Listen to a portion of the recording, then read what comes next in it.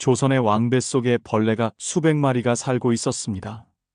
그것도 아무 왕이 아니라 52년간 조선을 다스린 영조, 조선 역대 최장수 왕의 이야기입니다.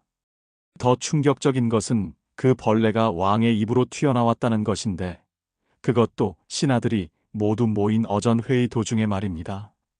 우회. 영조가 갑자기 헛구역질을 시작했습니다.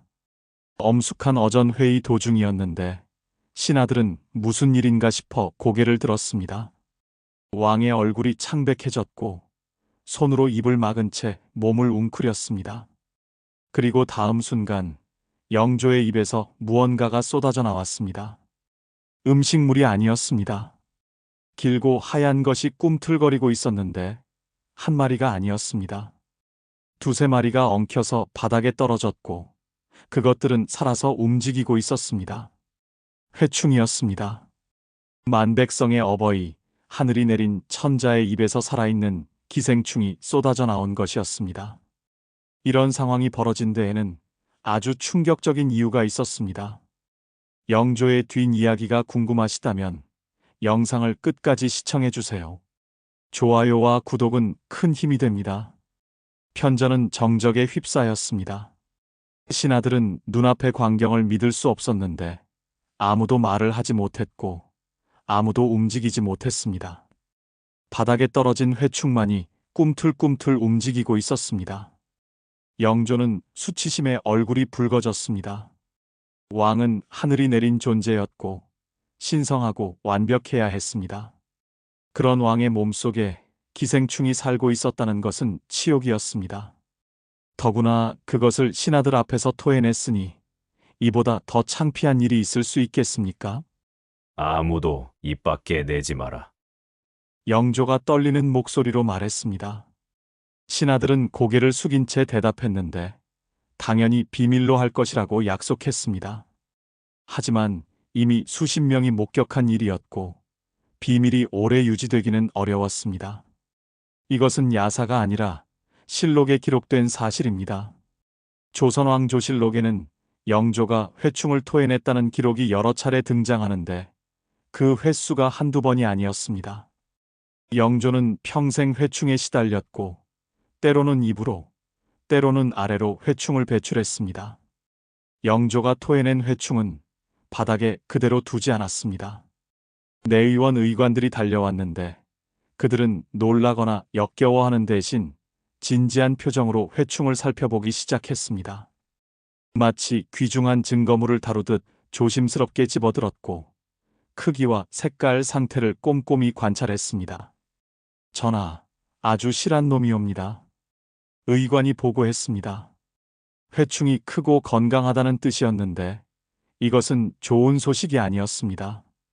회충이 실하다는 것은 영조의 뱃속에서 영양분을 충분히 빨아먹고 자랐다는 의미였기 때문입니다. 영조의 얼굴이 더욱 굳어졌습니다.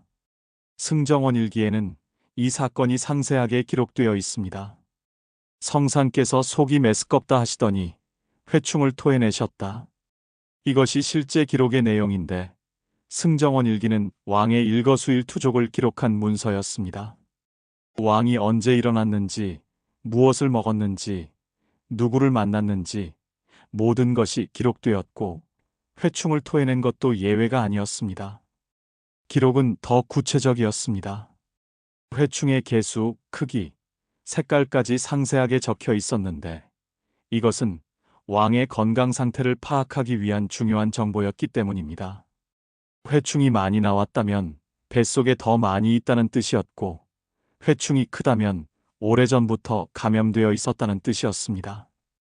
의관들은 회충을 가져가서 더 면밀히 조사했습니다. 내의원에서 회충을 물에 씻어 깨끗이 한 뒤 길이를 재고 굵기를 측정했습니다. 회충의 머리와 꼬리를 구분하고 암컷인지 수컷인지도 확인했습니다. 지금으로 치면 기생충학 연구나 다름없었는데 모든 것이 왕의 건강을 위한 것이었습니다. 조선시대의 왕의 건강관리는 국가의 최우선 과제였습니다. 왕이 아프면 나라가 흔들렸고 왕이 죽으면 권력 다툼이 벌어졌습니다.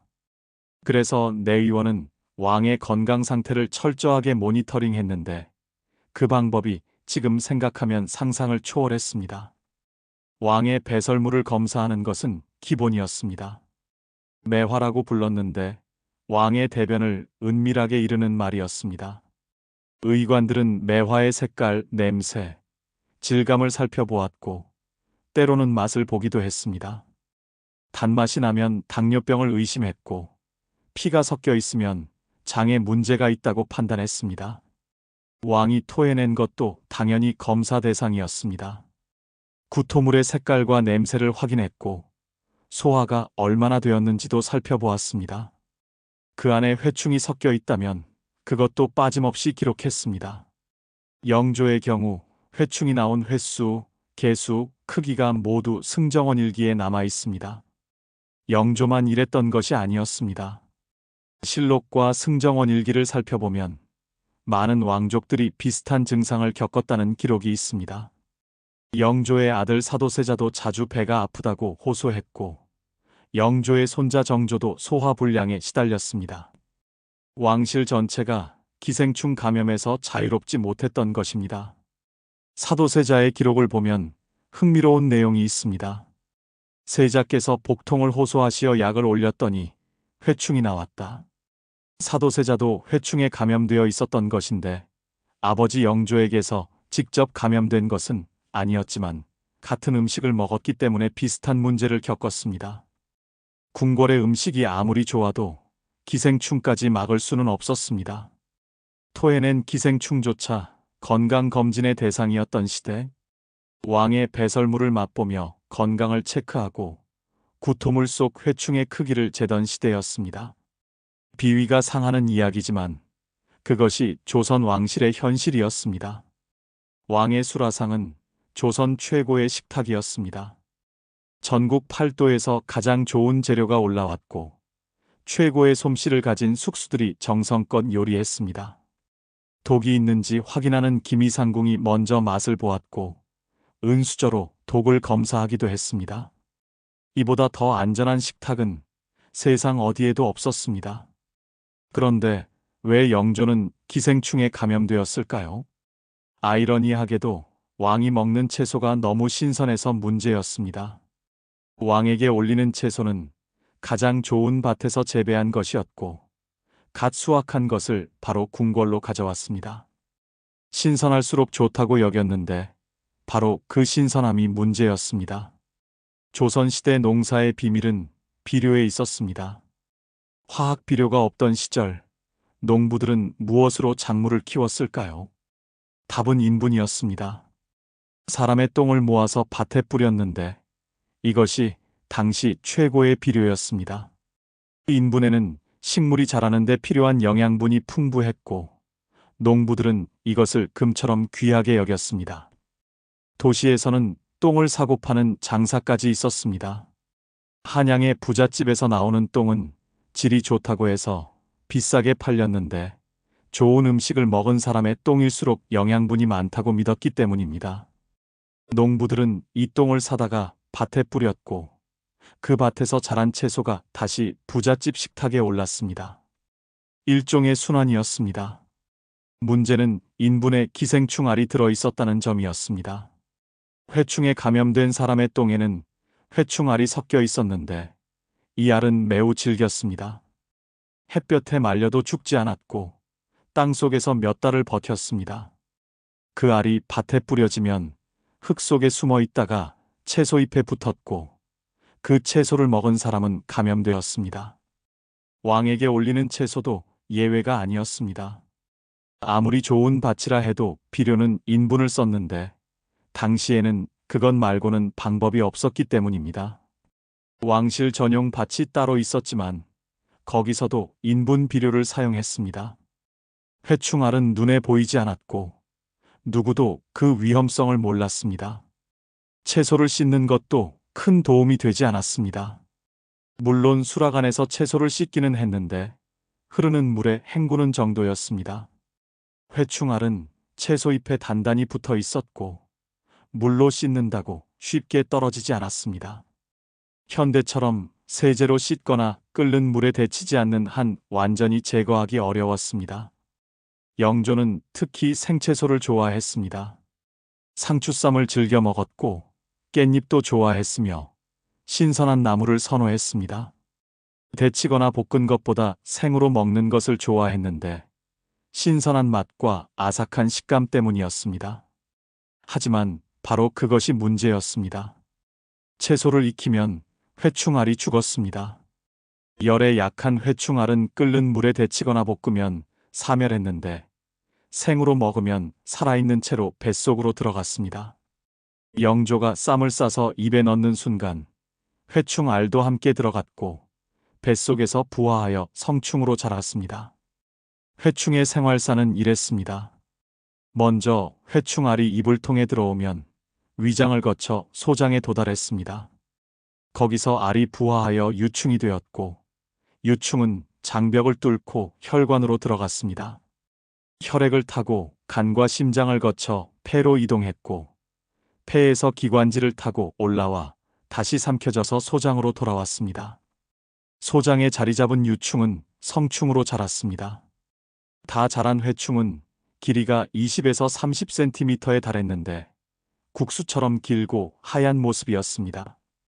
암컷 회충은 하루에 수만 개의 알을 낳았고 그 알이 대변과 함께 나와 다시 밭으로 돌아갔습니다. 끔찍한 순환이었습니다. 영조의 뱃속에서는 이 순환이 반복되고 있었습니다. 생채소를 먹을 때마다 새로운 회충알이 들어왔고 기존 회충들은 계속 알을 낳았습니다. 구충제를 먹어서 일부를 죽여도 다음에 생채소를 먹으면 또 감염되었습니다. 어이들이 아무리 노력해도 이 순환을 끊을 수 없었습니다. 신선한 채소가 왕을 병들게 했습니다. 지금으로 치면 유기농 채소인 셈이었는데 화학 비료 대신 천연 비료를 사용했으니까요. 하지만 그 천연 비료가 인분이었고 인분에는 기생충 알이 득실거렸습니다. 조선의 친환경 농법이 낳은 끔찍한 부작용이었습니다. 뱃속에서 벌레가 요동친다. 영조가 고통스러운 표정으로 말했습니다. 회동이라고 불렀는데 회충이 뱃속에서 움직이는 것을 느낄 수 있었습니다. 수십 마리, 어쩌면 수백 마리의 회충이 소장 안에서 꿈틀거렸고 그 느낌은 상상만 해도 소름이 끼쳤습니다. 영조는 자주 배가 아팠습니다. 승정원 일기에는 영조가 복통을 호소한 기록이 수없이 많은데 성상께서 배가 아프다 하시어 경연을 파하셨다. 복중이 불편하시어 조회를 취소하셨다 같은 기록이 반복적으로 등장합니다. 회충 때문에 국정 운영에 차질이 생긴 것이었습니다. 특히 심할 때는 아예 자리에서 일어나지 못했습니다. 회충이 뭉쳐서 장을 막으면 극심한 통증이 왔는데 칼로 배를 찌르는 것 같다고 표현할 정도였습니다. 이럴 때는 어떤 회의도 할 수 없었고 영조는 침전에 누워서 신음해야 했습니다. 조선의 왕이 벌레 때문에 꼼짝 못하고 있었던 것입니다. 어이들은 구충제를 처방했습니다. 조선시대에도 기생충을 죽이는 약이 있었는데 주로 독성이 있는 약재를 사용했습니다. 고삼, 사군자, 빌랑자 같은 약초가 구충 효과가 있었고 더 강한 효과를 위해 비상이나 수은 성분이 든 약재를 쓰기도 했습니다. 문제는 이런 약들이 회충만 죽이는 것이 아니었다는 점입니다. 독성이 있는 약은 기생충에게도 해로웠지만 사람에게도 해로웠습니다. 특히 비상은 비소 성분이 들어 있었는데 이것은 맹독이었습니다. 소량을 쓰면 회충이 죽었지만 조금만 양이 많아지면 사람도 위험했습니다. 영조는 구충제를 먹을 때마다 부작용에 시달렸습니다. 약을 먹으면 설사가 심하게 났는데 이것은 회충을 빼내기 위한 것이었습니다. 하지만 설사가 너무 심해서 탈수 증상이 오기도 했고 어지러워서 쓰러질 뻔하기도 했습니다. 약이 회충을 죽이는 것인지 왕을 죽이는 것인지 알 수 없을 지경이었습니다. 간에도 문제가 생겼습니다. 독한 약을 반복해서 먹다 보니 간이 상하기 시작했는데 실록에는 영조가 자주 옆구리가 아프다고 호소한 기록이 있습니다. 이것은 간이 손상되었을 때 나타나는 증상이었고, 어이들은 이 사실을 알고 있었습니다. 하지만 구충제를 안 쓸 수도 없었습니다. 악순환이었습니다. 구충제를 먹지 않으면 회충이 늘어나서 배가 아팠고, 구충제를 먹으면 약 때문에 간이 상했습니다. 어이들은 딜레마에 빠졌는데 어느 쪽을 선택해도 왕의 건강이 나빠졌습니다. 그나마 구충제라도 써서 회충수를 줄이는 것이 최선이었습니다. 지금이라면 얼마나 쉬운 일이었을까요? 현대에는 구충제 한 알이면 회충을 박멸할 수 있습니다. 약국에서 쉽게 살 수 있는 구충제를 먹으면 뱃속의 기생충이 모두 죽어서 나옵니다. 부작용도 거의 없고 간이 상할 일도 없습니다. 한 번 먹으면 끝이고 재감염만 주의하면 됩니다. 하지만 영조의 시대에는 그런 약이 없었습니다. 비소와 수은으로 회충을 죽이려다 자신의 몸까지 망가뜨려야 했고 평생 배가 아픈 것을 참아야 했습니다. 조선 최고의 의료진이 있었지만 기생충 하나 해결하지 못했습니다. 권력으로 해결할 수 없는 문제가 있었던 것입니다. 영조가 겪은 고통을 상상해 봅니다. 뱃속에서 벌레가 꿈틀거리는 느낌, 언제 또 토해낼지 모른다는 불안감, 신하들 앞에서 창피를 당했던 수치심, 왕이라는 지위가 무색하게 기생충 앞에서는 무력했습니다. 어떤 신하도, 어떤 어이도 이 문제를 해결해 주지 못했습니다. 영조는 이 고통을 주변 사람들에게 자주 토로했습니다. 뱃속이 불편하여 잠을 이루지 못했다. 회동 때문에 괴롭다. 이 벌레들을 어찌해야 하느냐는 말을 했다는 기록이 남아 있습니다. 왕도 결국 인간이었고 기생충 앞에서는 평범한 환자에 불과했습니다.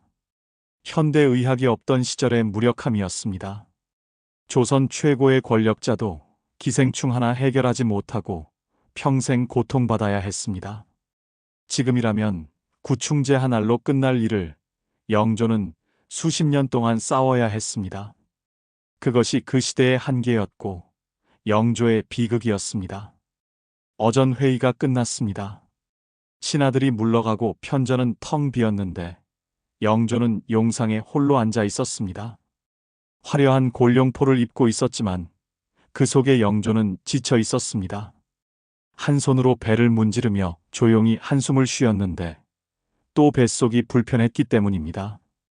아무도 없는 편전에서 영조는 나약한 한 인간이었습니다. 조금 전까지만 해도 천하를 호령하는 군주였는데 신하들 앞에서는 위엄을 잃지 않으려 애썼습니다. 배가 아파도 내색하지 않았고 불편해도 참았습니다. 하지만 혼자가 되면 숨길 필요가 없었고 고통을 드러낼 수 있었습니다. 이놈의 벌레들. 영조가 중얼거렸습니다. 뱃속에서 회충이 움직이는 느낌이 들었는데 수십 년째 이 느낌과 함께 살아왔습니다. 익숙해졌다고 할 수도 있었지만 결코 편해지지는 않았습니다. 왕이 되어서도 이 고통에서 벗어날 수 없다는 것이 서글펐습니다. 그 시각 수라관에서는 저녁 수라 준비가 한창이었습니다. 궁녀들이 분주하게 움직였는데 신선한 채소를 다듬고 있었습니다. 오늘 진상된 상추와 깻잎이었는데 아침에 밭에서 뽑아온 것이라 아직 흙이 묻어 있었습니다. 궁녀들은 그 채소를 물에 씻어 쟁반에 담았습니다. 그 채소 잎에는 눈에 보이지 않는 것이 붙어 있었습니다. 회충알이었는데 아무리 깨끗이 씻어도 완전히 떨어지지 않았습니다. 궁녀들은 알 수 없었고 숙수들도 몰랐습니다. 정성껏 준비한 수라가 왕의 건강을 해치고 있다는 것을 아무도 몰랐습니다. 이것이 피할 수 없는 감염의 굴레였습니다. 영조가 아무리 구충제를 먹어도 어이들이 아무리 노력해도 이 굴레는 끊어지지 않았습니다. 인분 비료를 쓰는 한, 생채소를 먹는 한, 회충 감염은 계속될 수밖에 없었습니다. 조선시대의 한계였고 어쩔 수 없는 현실이었습니다. 내의원에서는 또 다른 검사가 진행되고 있었습니다. 의관들이 영조의 매화를 살펴보고 있었는데 오늘도 회충이 나왔습니다. 의관들은 한숨을 쉬었고 서로 얼굴을 쳐다보았습니다.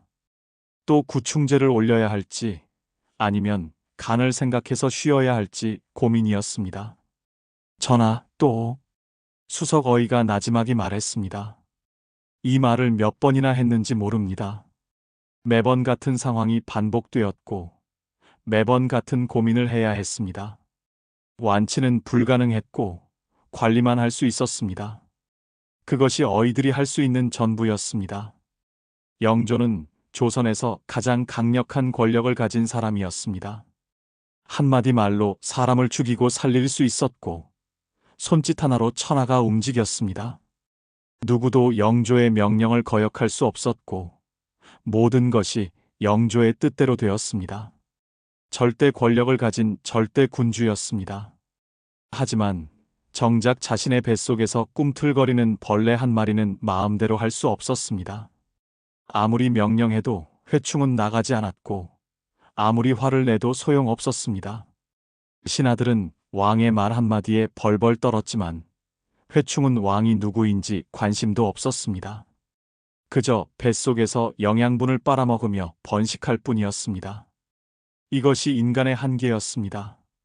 아무리 높은 지위에 올라도 아무리 큰 권력을 가져도 인간은 생물학적 한계를 벗어날 수 없었습니다. 왕도 병에 걸렸고 왕도 늙었으며 왕도 죽었습니다. 골룡포를 입어도 그 안은 평범한 인간의 몸이었고 회충 앞에서는 백성과 다를 바 없었습니다. 영조는 그래도 83세까지 살았습니다. 조선 역대 왕 중 가장 오래 산 왕이었는데 회충이 수백 마리 있어도 장수한 것입니다. 어떻게 보면 대단한 일이었고 영조의 강인한 체력을 보여주는 증거였습니다. 벌레와 평생 싸우면서도 52년간 왕위를 지켰고 조선을 다스렸습니다. 영조가 죽은 후에도 기생충 문제는 계속되었습니다. 정조도 순조도 그 이후의 왕들도 비슷한 문제를 겪었을 것입니다. 인분 비료를 사용하는 한, 조선의 위생 환경이 바뀌지 않는 한 누구도 기생충에서 자유로울 수 없었습니다. 왕실이라고 예외가 아니었습니다. 실록에 기록된 영조의 회충 이야기는 우리에게 많은 것을 알려줍니다. 조선시대의 위생 상태, 의학 수준, 그리고 왕의 인간적인 모습을 말입니다. 실록은 왕의 위대한 업적만 기록한 것이 아니라 이렇게 불편한 진실도 기록했습니다. 덕분에 우리는 조선 왕실의 민낯을 볼 수 있게 되었습니다. 가장 존귀한 자리에 있었지만 가장 원초적인 고통과 싸워야 했던 왕들. 화려한 궁궐에 살았지만 뱃속에는 벌레가 득실거렸고 최고의 음식을 먹었지만 그 음식이 병을 불러왔습니다. 골룡포를 벗겨낸 그들의 내면은 우리와 똑같이 아프고 나약한 인간이었습니다. 영조의 이야기는 그래서 더 의미가 있습니다. 왕도 우리와 같은 인간이었다는 것, 권력으로 해결할 수 없는 것이 있다는 것, 그리고 그 시대의 한계 속에서도 최선을 다해 살았다는 것을 보여주기 때문입니다. 회충과 평생 싸우면서도 조선을 다스린 영조는 어떻게 보면 대단한 왕이었습니다. 오늘 저녁 식사 때 채소를 드신다면 영조를 떠올려 보시기 바랍니다. 지금은 농약과 화학 비료 덕분에 기생충 걱정 없이 채소를 먹을 수 있지만 불과 100여 년 전만 해도 그렇지 않았습니다. 신선한 채소 한 입에 기생충이 따라올 수 있었고 왕도 그것을 피하지 못했습니다.